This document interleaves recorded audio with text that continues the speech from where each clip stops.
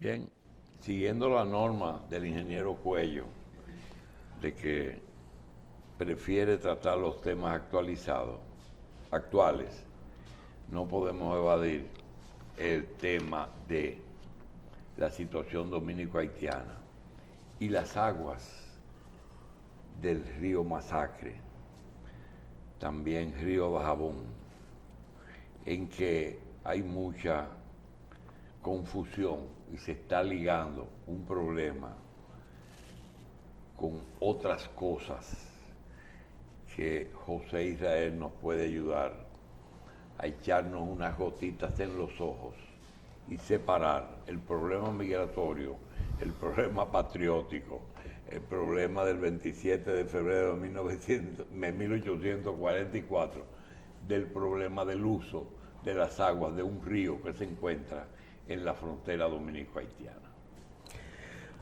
Yo me voy a permitir, obviando el protocolo de este programa, en este tema, leerlo. No quiero hablar de memoria, porque escribí una cosa que puede conllevar anatemas e insultos de muchos colores. La situación dominico-haitiana a la luz del canal que toma las aguas del Masacre desde el lado haitiano de la historia. El río Masacre nace en las montañas dominicanas. Al llegar a Dajabón cruza por un rato a territorio haitiano y luego pasa a ser línea de definición fronteriza hasta que vuelve a mojar tierras dominicanas y a desembocar sin volver a Haití. Hay que decir que con el uso dado a ese río y la deforestación, probablemente lo que queda vivo es el cauce. ¿Me vas a permitir repetir eso que acabas de pronunciar? El río Masacre nace en las montañas dominicanas. Al llegar a Dajabón, cruza por un rato a territorio haitiano. Luego pasa a ser línea fronteriza que define la frontera, hasta que vuelve a mojar tierras dominicanas y a desembocar sin volver a Haití. Pregunta antes. En ese trayecto, ¿qué longitud o dónde está la parte más importante, que es la línea fronteriza? En el centro de la isla. ¿En el centro del río? En el centro de la isla. Ah, de la isla. Sí, bajando hacia el sur. Ya. Hay que decir que su cauce, su volumen de agua depende de la lluvia, como en todos los ríos. Y que la sequía, la deforestación tienen cosas que ver con que tenga agua en cierto tiempo y no la tenga en otro. Pero es el curso del río.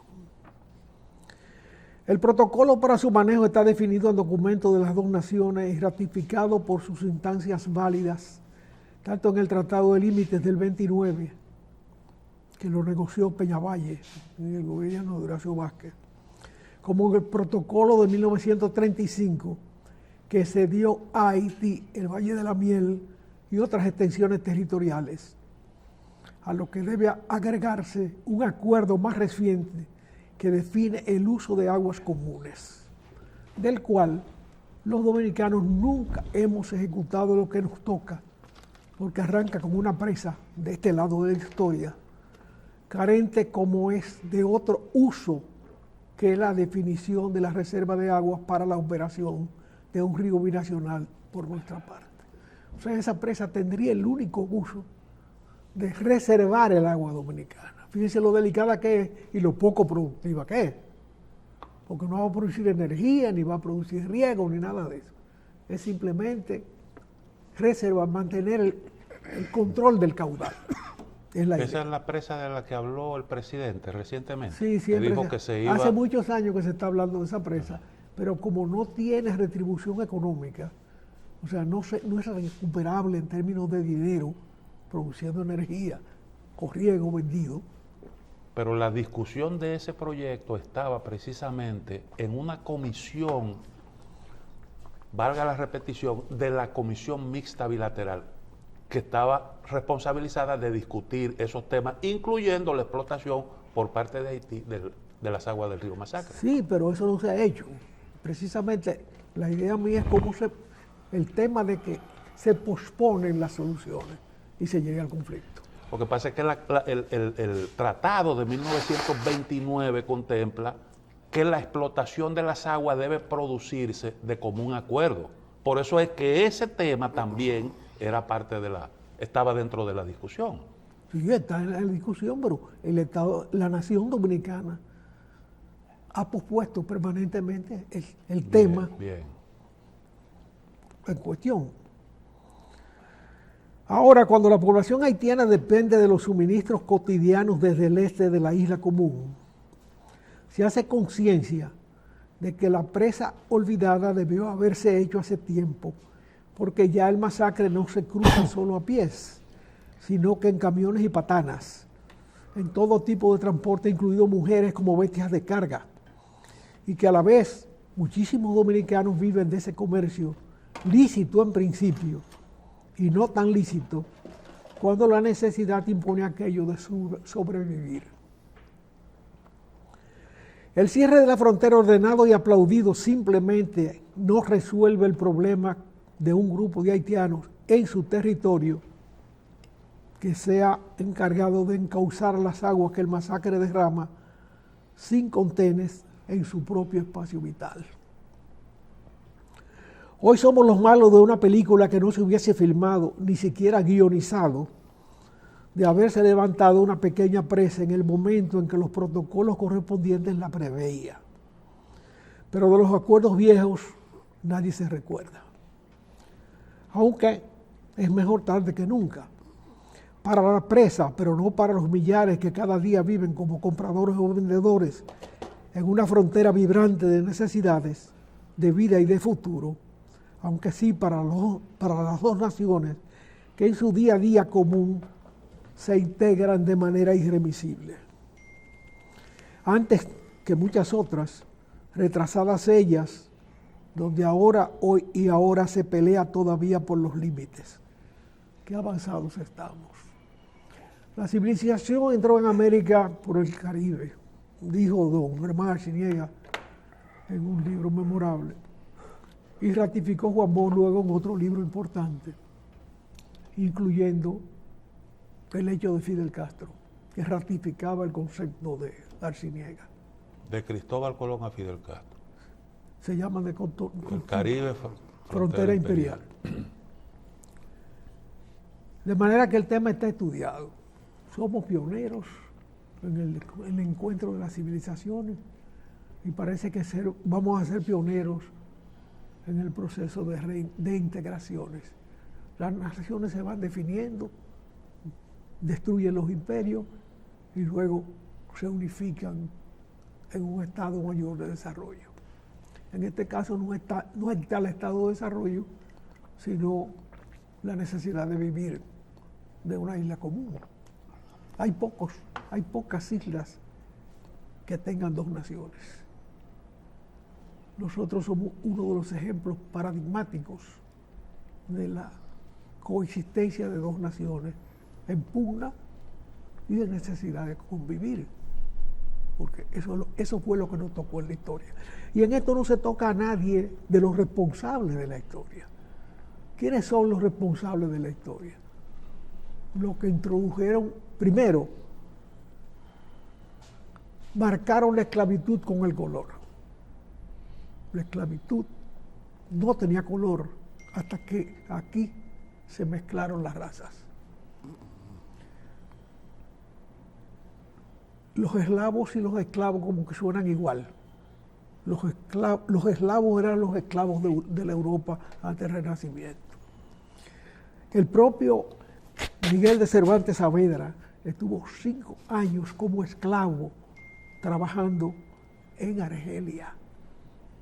Y en esa cárcel fue donde él concibió ese monumento a la literatura universal que se llama Don Quijote de la Mancha. De manera que la esclavitud existía siempre Y aquí se le puso color, aquí se le puso raza, cosa que no es cualquier cosa. Ahí está Estados Unidos roto por el corazón con un conflicto de razas, y nosotros en una pequeña isla conciliando un problema histórico que a veces nos desborda por falta de grandeza. Los seres humanos son seres humanos todos. El haitiano se ha hecho necesario en este país porque el dominicano no ha sabido tomar las medidas necesarias para que no sea necesario. Hoy, con el conflicto de ese río, se cierra la frontera que crea un conflicto humano mucho mayor. Porque la República Dominicana y Haití están integrados en la frontera. No es que se van a integrar, no, están integrados. No hay que decir más cosas. Están integrados en la construcción, están integrados en el comercio. Exportamos bacalao, y exportamos arenque, que viene de Noruega y se exporta a Haití por los hábitos comunes. Si eso no es integración, que me digan otra cosa. No es un problema de que uno proclama la necesidad de integración, es que la integración se está produciendo a través de las medidas que toma el gobierno dominicano. No soy yo quien tiene que llamarle la atención a un presidente de la República, pero me parece que en la medida de cerrar la frontera no es posible en las condiciones de las relaciones de los dos pueblos. Son miles de gente las que viven hoy, día a día, en la frontera, de norte a sur. Y si eso no merece respeto, bueno, y cuidado, no estamos bien claros de a dónde va el problema. Además, hay que sopesar quién es el más perjudicado con ese cierre, si Haití o República Dominicana. Bueno, la República Dominicana no, los que viven en la frontera. La República Dominicana. No. Pero coge ahí el aparato de producción, ya lo de huevo y pollo están gritando, José. Solamente dos cositas, dos. Sí, pero... No estoy hablando de materiales de construcción. Bueno, Ahora hay un tema, ingeniero. Cuando tú vas a la frontera y ves a una mujer delgada, flaca, más de 60 años, con 12 cartones de huevo en la cabeza cruzando el puente a pie, y la ve entregar eso del otro lado a una camioneta, tú estás viendo a una señora convertida en bestia de carga. No es una compradora, no. Es un burro de carga. Es un burro de carga. Mire, ingeniero, es cierto lo que usted dice, la integración genera unos vínculos que hay que saberlo manejar, indiscutiblemente. A nivel mundial, hoy en día, ese es un problema que no es tan fácil su manejo. Por ejemplo, Estados Unidos y México tienen economías integradas, con unas relaciones muy vibrantes desde el punto de vista económico y con una relación de interdependencia muy grande. Pero hay un problema en la frontera que es el de los flujos migratorios. Estados Unidos quiere controlar eso. Hubo un presidente de Estados Unidos en su momento que dijo, voy a construir un muro. Eso generó una discusión grandísima, pero era una propuesta que tenía ese presidente. Y decía que el muro se iba a construir con recursos de la nación vecina. Bueno, ese es un tema que está planteado ahí. Estados Unidos ha adoptado una serie de medidas unilaterales, se han producido esos acontecimientos que nosotros vimos, policía fronterizo montado a caballo arreando ciudadanos, que precisamente algunos eran del vecino país. Ese es un tema difícil. En el caso, por ejemplo, de la guerra de Ucrania, es un problema de cómo tú usas también tu territorio, que tiene que ver con asuntos fronterizos, y eso provocó una guerra. Aquí estamos hablando no solo de las aguas de un río, que es un tema ya de por sí serio, bastante serio, porque eso amenaza la flora, la fauna, eso es un problema de manejo de un recurso vital, y eso ha generado una reacción de la parte dominicana. Yo tengo mis dudas, como usted lo plantea, con respecto a esa decisión que nosotros tomamos, que es una decisión pudiéramos decir que extrema, pero una reacción de la República Dominicana en defensa de unos intereses legítimos, porque hay unas reglas de juego ahí, planteadas que no se han respetado.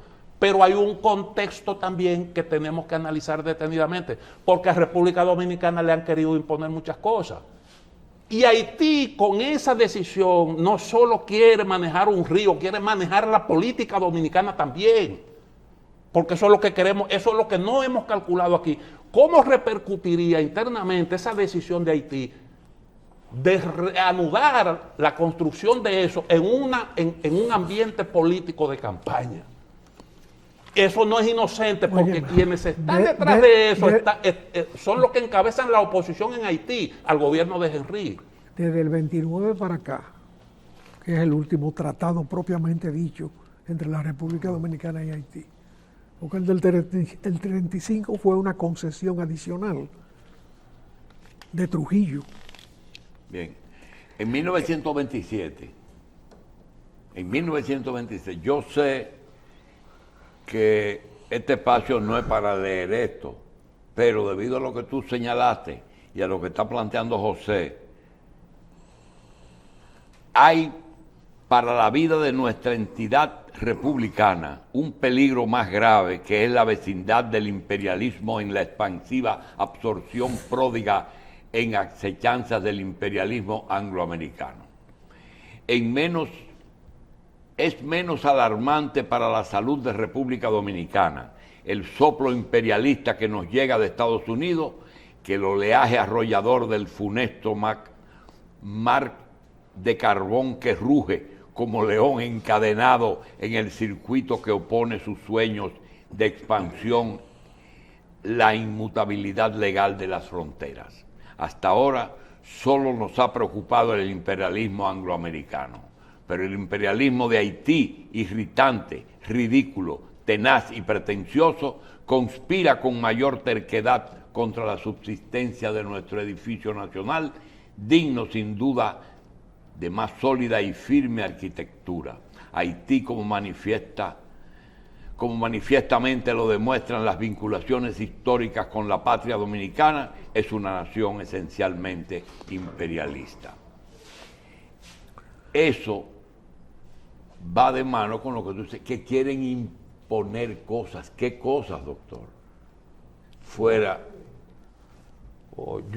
Pero si Estados Unidos no ha podido resolver el problema de la esclavitud y el problema de la guerra racial interna que tiene, está roto por la guerra racial, la misma guerra racial que hay aquí, irracional, simplemente porque el esclavo tuvo color.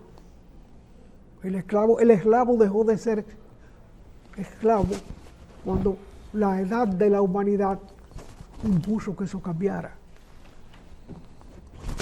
En el caso de ese tono racial, que se lo dio Francia y se lo dio Inglaterra, habría que establecer esas responsabilidades.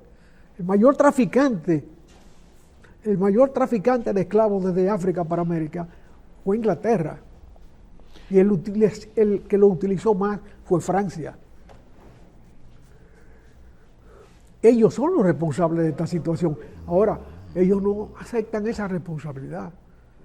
En el caso de Francia, incluso, para aceptar la existencia del Estado haitiano, hasta le impuso el pago de las compensaciones que ellos entendían que merecían sus esclavizadores despojados de su riqueza allá. Ingeniero, ese pasado indiscutiblemente pesa, pero no solo se produjo. Pesa, pasa y pisa, ¿eh? Sí, no, pero no solo se produjo esa realidad ahí. Haití es el producto de la historia, de la trata de esclavos. De la historia. Porque lo llevaron ahí a trabajar y bueno, de repente esos los esclavos y sus descendientes se vieron al frente de su propio destino. Esclavos comenzaron a manejar su propio destino porque se lo ganaron en una guerra contra los esclavistas. Ahora, esa es una parte del pasado. La otra parte del pasado que también habría que analizar es que esa parte de la isla se impuso en todo el territorio de la misma. Eso es otra cosa que pesa. Porque no es el caso de Estados Unidos. No se impuso, no. España se lo entregó. Bueno. España le entregó la parte este de la isla, que no le estaban pidiendo hubo los negociadores franceses. Sí, muy bien, hubo un acuerdo que se firmó entre Francia y España y el acuerdo se le cedió a Francia, se le cedió a Francia. Y cuando eso se produjo, aquí había una situación de hecho. Dos pueblos que habitaban territorio delimitado. Pero eso yo no quiero entrar en discusión de ese asunto histórico porque tenemos una cuestión puntual y es cómo tú aprovechas, porque hay una realidad que usted la está planteando. Somos dos pueblos integrados, muy bien. ¿Cuántos haitianos viven en la República Dominicana? ¿Y eso qué es? ¿El producto del racismo? ¿Cuántos haitianos viven aquí en Dominicana? ¿Cuántos dominicanos viven en Nueva York? ¿Y cuántos? ¿Cuántos dominicanos viven en Nueva York? Pero estamos analizando la relación dominico-haitiana, ingeniero. Que eso es lo que cuenta aquí. Eso lo podemos después decir, lo podemos discutir. Son procesos humanos e históricos. Muy bien, pero somos integrados. Nosotros hemos aceptado esos niveles de integración. Ahora ocurre también que hay quienes quieren incidir en procesos que se supone tienen que conducir los propios pueblos. Y de otras instancias vienen a imponernos a nosotros qué es lo que tenemos que hacer los dos países. Eso es otra cosa diferente. Entonces, estamos abordando un conflicto que se produce en ese contexto. Y hay un uso irresponsable o la pretensión de un uso irresponsable de un recurso que es binacional. Eso es lo que nosotros tenemos que analizar. Porque ¿qué es lo que dice el tratado de 1929? Que todos los dos países tienen derecho a beneficiarse de ese recurso, pero tienen que sentarse a discutir las reglas de juego, de cómo es que se va a aprovechar eso. Y República Dominicana lo que está reclamando es no desvíes el agua. Te puedes beneficiar, pero no para que tú desvíes hacia tu territorio un río que se supone que es de los dos. Eso es algo inadmisible. Eso es lo que vamos a discutir el asunto. Haití no ha querido sentarse a discutir el tema en la mesa de las negociaciones, en la comisión mixta bilateral. ¿Qué tiempo tiene Haití que ni siquiera se presenta ahí? Pero todo ese razonamiento tuyo es válido. Pero es válido también pensar que Haití es un estado en disolución. Te la pongo más dura. Cuando Trujillo murió, el Producto Interno Bruto del Haití duvalierista en principio, o sea, Duvalier tenía muy poco tiempo en el poder cuando Trujillo muere. El Producto Interno Bruto de Haití era ligeramente superior al dominicano. Sí. Hoy es incomparable. ¿Y por qué eso es así? Además, espérate. Es un problema interno fundamentalmente de ellos. Es un estado en disolución. Nosotros somos un estado no ya en formación y en cristalización. ¿Cómo nos defendemos de un estado en disolución? La comunidad internacional no, por eso es que yo le digo hay que ver el contexto. La comunidad internacional no hace nada frente a esa realidad. Nosotros no podemos permitir que eso nos arrastre a nosotros también. Ese es el problema. Y lo que hemos decidido es... Mi temor, con todo el respeto que tengo por la autoridad, es que la medida de cerrar la frontera no es la adecuada. ¿No es? No es la adecuada. Bueno, ya había que obviarla. Yo porque, en parte coincido con usted. Con el peligro de que sea una medida dirigida a la campaña política, que lo hace más grave, que complica más la situación. Es probable que la intención sea influir aquí. Porque ¿quién fue que reanudó? Eso estaba paralizado. ¿Quién lo reanudó? ¿Por qué lo reanudan ahora?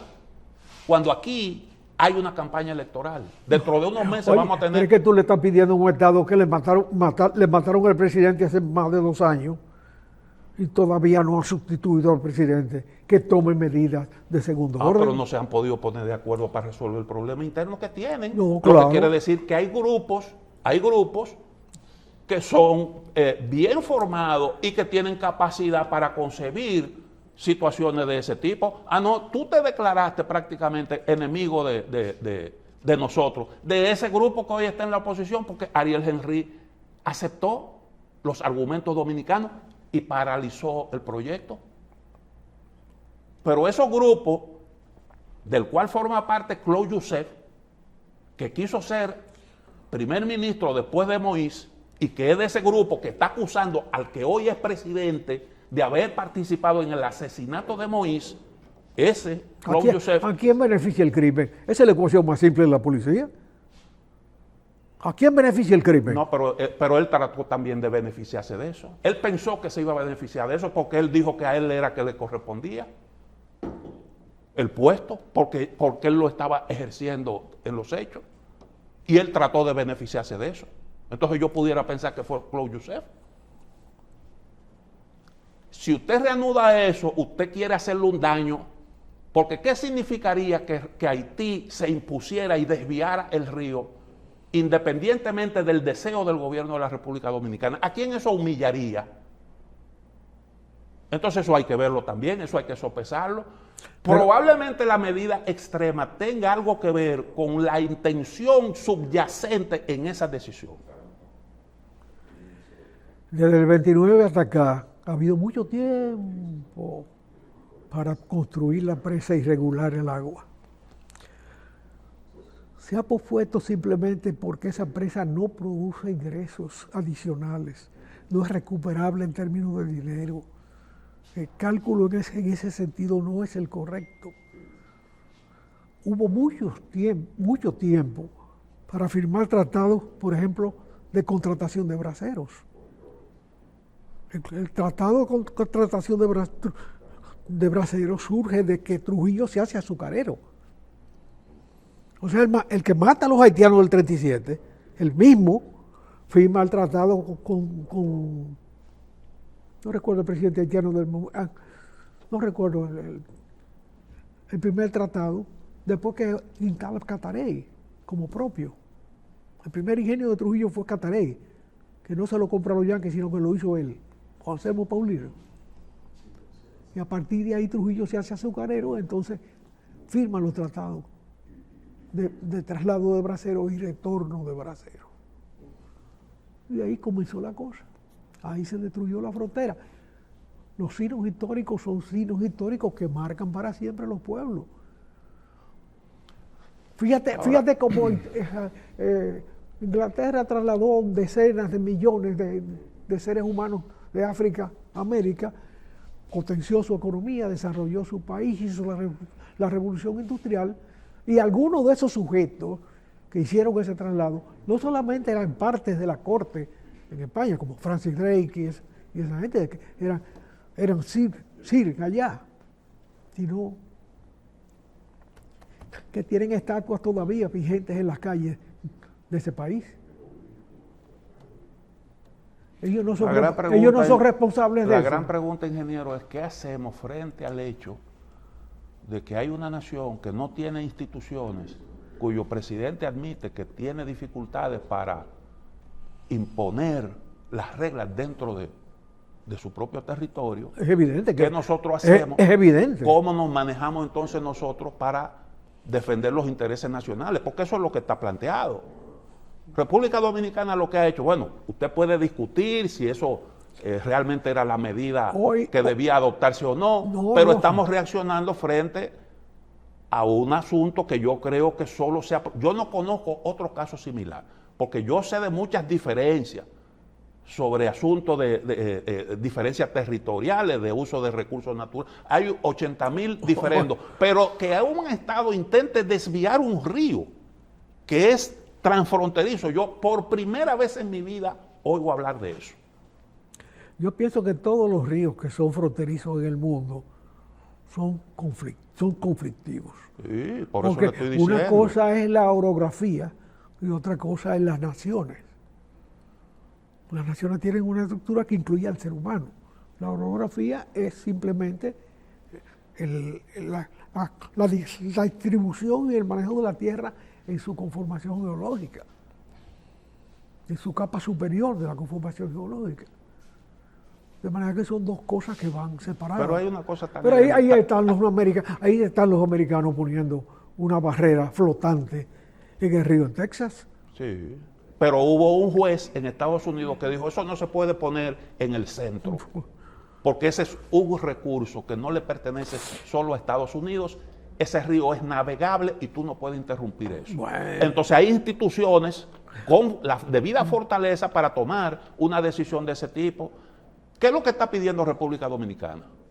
República Dominicana lo que te está diciendo es, mira, yo creo que tu proyecto desvía totalmente el río. Vamos a sentarnos a discutir. Yo reconozco que tú tienes derecho a beneficiarte de ese Yo recurso. estoy plenamente de acuerdo contigo. Y vamos a discutir. Pero estoy plenamente de acuerdo contigo en ese aspecto. Lo que te digo es que la medida que se tomó es una medida de alto peligro para el futuro de la paz en la isla. No, y yo creo que incluso eso pudiera agravar la propia situación haitiana y después eso puede rebotar para acá.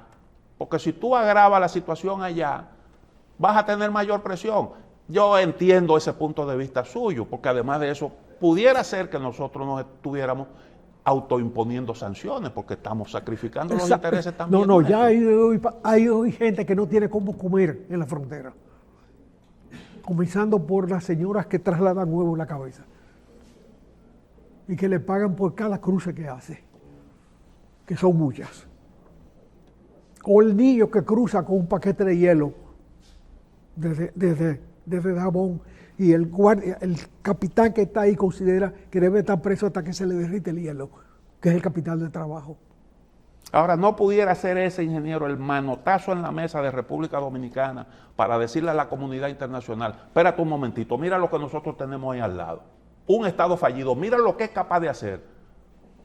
Tú tienes que asumir tus responsabilidades frente a una situación de ese tipo. Óyeme, hubo un manotazo en el 37 que abochorna a los dominicanos.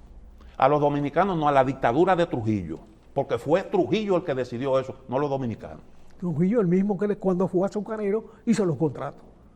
Y entonces aceptó la penetración, prohibió la penetración a través del mundo azucarero. Además de eso hay que ver lo que había en el fondo de esa decisión, que como usted dice, es totalmente repudiable. Y los dominicanos hemos sido los primeros que hemos repudiado eso. En el fondo de la decisión del 37 tuvo lo siguiente. El acuerdo del 29 fue modificado en el 35 por Trujillo y le cede el Valle de la Miel a los haitianos. Los aristócratas capitalinos comienzan a murmurar, con los haitianos no se mete.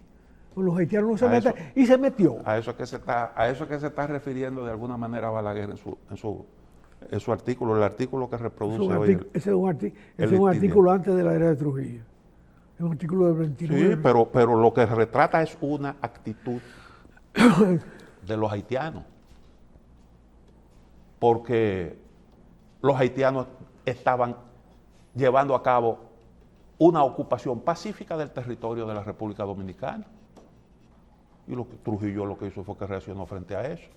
Óyeme, Trujillo le entregó el Valle de la Miel a Haití en el último de los tratados vigentes. Era territorio dominicano, no había haitianos, y le hizo esa concesión. Y cuando comienzan a criticarlo en Santo Domingo, entonces comete esa barbaridad porque era una bestia. Pero luego cuando se hace el negociante de azúcar, entonces hace los contratos. Esa es la realidad. Porque el acuerdo del 35 no sirvió tampoco para nada. Ese es el problema. Esa fue la cosa. No sirvió para algo. Fue para demostrar que tú estás débil. Una concesión trae otra. No, Trujillo lo que quiso demostrar fue... Yo leí un trabajo que publicó hace ya un tiempo Susi Castor, donde ella valoraba esa actitud de Trujillo y donde ella decía que el 37 marcó el inicio del predominio en la isla de la República Dominicana. Eso dice, pero eso es otra cosa. Eso es otra cosa. Yo creo, ingeniero, que estamos frente a una cuestión realmente complicada, porque tú tienes un país con el que tú no tienes con quién sentarte a discutir los asuntos que son comunes, y tenemos muchas cosas en común sobre las que tenemos de alguna manera que ponernos de acuerdo, pero no hay forma. La comunidad internacional para lo único que aparece es para exigirle cosas a República Dominicana. Después, esto que está pasando, a ellos se les importa. ¿Qué han dicho sobre eso? sobre un asunto tan grave como ese? ¿Cuál ha sido? No ha aparecido nadie que diga por ahí que se refiera a esta cuestión tan grave. Y entonces ese es el contexto que nosotros tenemos que apreciar. República Dominicana algo tiene que hacer. Yo te voy a preguntar, tú has mencionado muchos nombres importantes. ¿Quién es el encargado de las cuestiones dominico-haitianas en la Cancillería hoy? No, yo no sé, yo conozco... Yo tampoco sé. Yo conozco al que es el que está al frente, es el canciller en la práctica, pero el que maneja el día a día de la Comisión Mixta Bilateral. ¿Pero quién es? Ese es Julio Ortega Tous. Ah, Julio. Sí, Julio Ortega.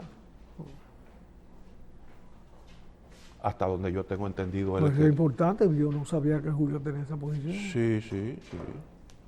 En buenas manos está. En buenas manos, y es una persona que conoce bien el tema, es un profesional bien formado, habla francés fluido, conoce la historia de Haití, es una persona ideal para un puesto como ese.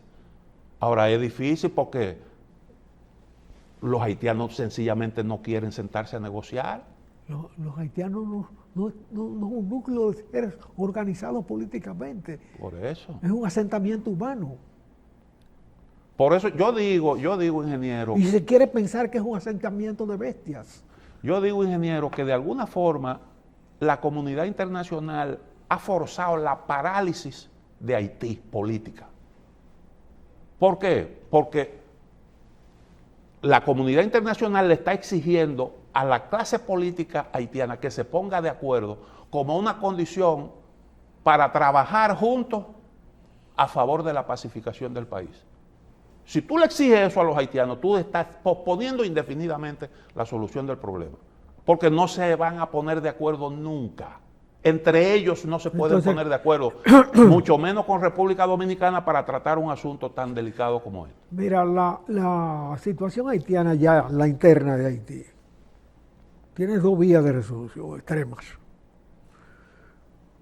Una vía convencional, que se ha empleado en muchos sitios, sin resultados positivos en ninguna parte, de la intervención. Intervención de potencias extranjeras para reorganizar el país. Yo no conozco dónde eso haya dado resultados.